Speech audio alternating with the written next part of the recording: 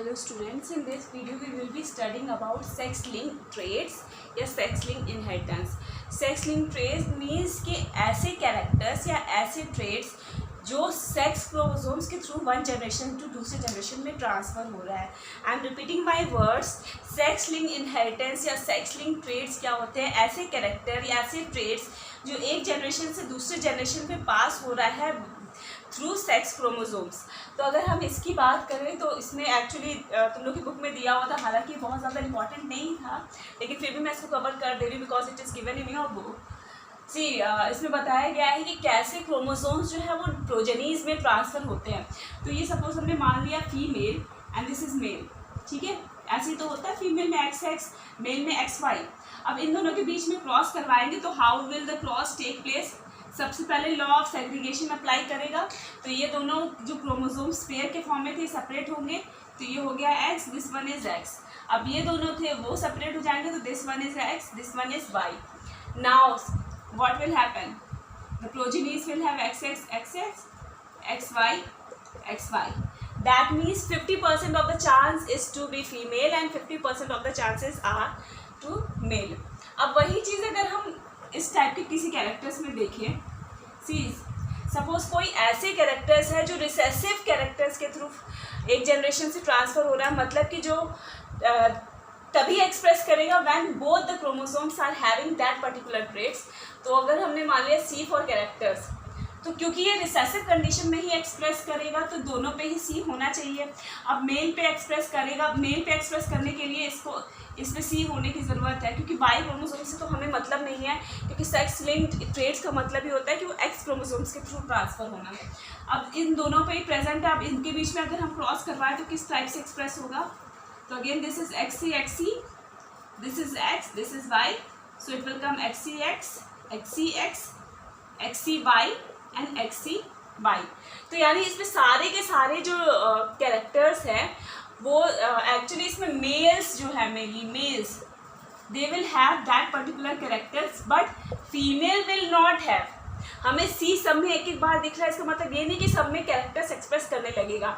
मैंने तुम लोग को क्या बताया था कि रिसेसिव कैरेक्टर्स जो होते हैं वो तभी एक्सप्रेस करेंगे जब दोनों ही X क्रोमोसोम्स पे वो जीन प्रेजेंट हो या वो फैक्टर प्रेजेंट हो. तो अभी यहाँ पे दोनों X है लेकिन सिर्फ एक ही X प्रेजेंट है, एक पे नहीं प्रेजेंट है, तो ये डोमिनेंट होगा ना. तो ये C तो एक्सप्रेस नहीं कर पाएगा. बट मेल के पास क्या है? एक ही X है और एक ही X पे के ऊपर C प्रेजेंट है. That means male will be having this particular character. Same cheese apply होती है कलर ब्लाइंडनेस और हीमोफीलिया में. सेम चीज़, उसका भी तुम लोग बना के ट्राई करना. ओके. अब हम आ जाते हैं, देखो मॉर्गन एंड ड्रोसोफिला. ये टर्म क्यों इम्पॉर्टेंट है एक्चुअली? क्योंकि मॉर्गन ने ना सेक्स लिंक्ड इनहेरिटेंस को प्रूव किया था with the help of Drosophila. Drosophila melanogaster को यूज़ करके, एक फ्रूट फ्लाई है, इसको यूज़ करके उन्होंने प्रूव किया कि जो सेक्स लिंक्ड इनहेरिटेंस है वो किस तरीके से होता है. अब उन्होंने फ्रूट फ्लाई को ही क्यों चूज़ किया, यानी ड्रोसोफिला को ही क्यों चूज़ किया? तो उसके कुछ कुछ रीजन्स है. Let us come to that reasons. तो first is they breed quickly, यानी ये जो ड्रोसोफिला है ना ये फटाफट ब्रीड कर जाता है बहुत कम टाइम में, तो इसलिए इन्होंने चूज़ किया. And it is simple to breed, बहुत ही ईजिली ब्रीड हो जाता है. Female is distinguished from the male by larger size and the presence of ovipositor, यानी देखने से ही पता चल जाएगा कि मेल क्या है फीमेल क्या है, क्योंकि फीमेल जो है वो लार्जर साइज़ की होती है, बड़े साइज़ की होती है as compare to that of male, और प्रेजेंस ऑफ ओविपोजिटर, यानी ओविपोजिटर भी प्रेजेंट रहता है मेल फीमेल में. Okay. Now there are 4 pair of chromosomes, और ये चारों के चारों जो पेयर्स है ना वो एक दूसरे से इजीली सेपरेट किए जा सकते हैं. Out of this 4 pair first is the sex chromosomes, बाकी सारे second, third and fourth they are autosomes. तो आई होप ये पॉइंट क्लियर है. अब उन्होंने किस तरीके से प्रूव किया वो एक्सपेरिमेंट हम देख लेते हैं. उससे पहले मैं इसको मिटा दूंगी.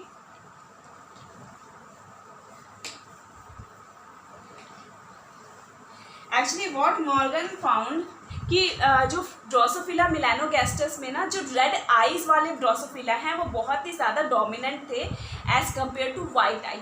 ठीक है. तो अगर हम ले लेते हैं इसको XR रेड आई के लिए, XR और इसको हमने क्रॉस कराया नॉर्मल मेल से. ठीक है. ये ड्रोसोफिला का है, ये हुआ अपना केस 1. ठीक है. ये क्या है? फीमेल है.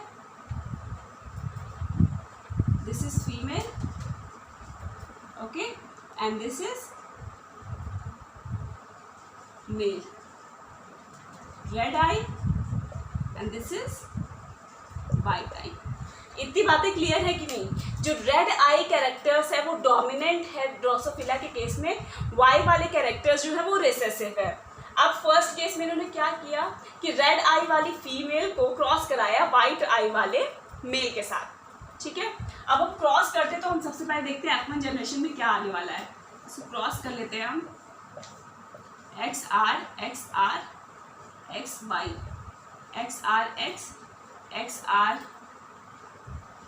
X XR Y XR Y। तो अब ये देखो XR जो है ये डोमिनेंट है, XR डोमिनेंट है, XR डोमिनेंट है, XR डोमिनेंट है, यानी किसी भी एक पे प्रेजेंट हो तो वो एक्सप्रेस करेगा।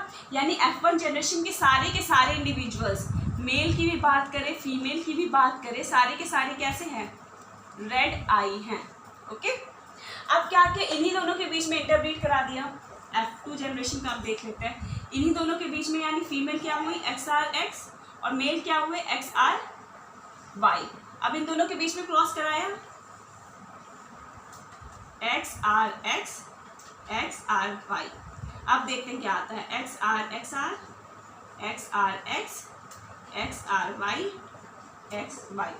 अब देखो तीनों में A1 2 3 फर्स्ट 3 में R प्रेजेंट है, तो यानी 3 जो हैं ये रेड आई होंगे एंड 1 जो है that will be white eye. White eye में भी कौन सा? वाइट आई में। इतनी बात समझ में आई। अब क्या किया नेक्स्ट कंडीशन में ना, इन्होंने रेसिप्रोकल क्रॉस करवा दिया। अब रेसिप्रोकल क्रॉस क्या था कि हम सेम कैरेक्टर्स ले रहे हैं बट हमने क्या किया, जेंडर चेंज कर दिया। जैसे कि पहले हमने लिया था रेड आई फीमेल, अब हम लेंगे रेड आई, ये केस 2 है, रेड आई मेल। अब इसको हमने क्रॉस कराया वाइट आई फीमेल से, ठीक है। तो रेड आई मेल का क्या होगा जी? ये होगा XRY। अब इसको क्रॉस कराए वाइट आई फीमेल यानी XX, ठीक है। अब F1 जनरेशन में हम देख लेते क्या आने वाला है, तो इसको हम इस तरह से पलट स्क्वायर बना के क्रॉस कर दे रहे हैं, XRY XX। ये हो गया XRX XY XRX XY। यानी कि जो फीमेल है नाउ दे आर रेड आई और मेल जो है दे आर वाइट आई। तो हम लिख देते हैं फीमेल दे आर रेड आई और मेल जो है दे आर वाइट आई, ठीक है। लेकिन F1 इसका चलो हम बाद में देखते हैं। अब F2 जनरेशन की बात करते हैं, तो F2 जनरेशन में क्या किया, इन्हीं दोनों के बीच में क्रॉसिंग करा दी। तो फीमेल कौन सी ली? XRX और मेल कौन सा लिया? XY, ठीक है। इतनी बातें क्लियर है। ये थोड़ा सा तुम लोगों को कन्फ्यूजन लग रहा होगा, एक बार वीडियो फिर से देखना, ठीक है। यहाँ इसको क्रॉस कराया XRX XY, तो क्या बचा? XRX XX XRY XY। अब इसमें जो 50% फीमेल है वो रेड आई है, 50% फीमेल वाइट आई है, 50% मेल रेड आई है, 50% फीमेल वाइट आई है, जो कि बहुत डिफरेंट था केस 1 के रेशियो से। केस 1 में क्या था, सिर्फ 1/4 रेशियो के मेल जो है 1/4 रेशियो टोटल प्रोजेनीज में से वाइट आई था।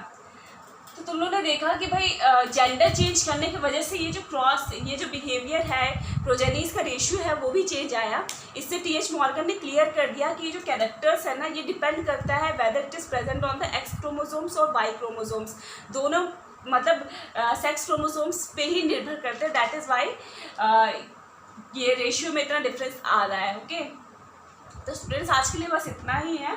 तो ये तुम लोग एक बार फिर से पढ़ना, अगर इसमें कोई डाउट हो तो मुझसे पूछना। Okay, thank you.